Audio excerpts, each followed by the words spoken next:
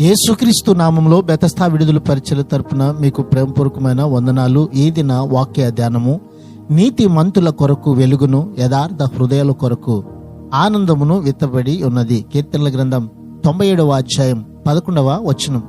మన గొప్ప దేవుడు, రక్షకుడు అయి ఉన్న యేసుక్రీస్తు మహిమ ప్రత్యక్షత కోసం ఎదురు చూస్తున్న ఈ సమయంలో మనకు వెలుగు, ఆనందాల అనుభవం ఉండాలని ఆయన కోరుచూ ఉన్నాడు. వాటిని బట్టి మనమెప్పుడు కూడా దేవునికి కృతజ్ఞత చెల్లిస్తూనే ఉండాలి. అట్టి కృతజ్ఞతలు దేవునికి చెల్లిస్తూ కృతజ్ఞులమై దేవుని యొక్క పరిపూర్ణమైన ఆశీర్వాదాన్ని అనుభవించినట్లుగా ప్రభు ఈ దినాన మనందరినీ కూడా బలపరచునుగాక. ప్రార్థన. మహాపరిశుద్ధుడా, మహోన్నతుడా, జీవము కలిగిన మా మంచి యేసయ్య, మరొక నూతన దినాన్ని మాకిచ్చినందుకు నీకు వందనాలు, స్తోత్రాలు చెల్లిస్తూ మేము యథార్థ హృదయము కలిగి నిన్ను ఆరాధించినట్లుగా, సేవించినట్లుగా, నీ ద్వారా కలిగే పరిపూర్ణమైన ఆనందం మేము అనుభవించినట్లుగా నీ కృప ద్వారా మాకందరికీ సహాయం చేయమని యేసు పరిశుద్ధ నామంలో ప్రార్థించి అడిగి వేడుకుంటున్నాము తండ్రి. ఆమెన్.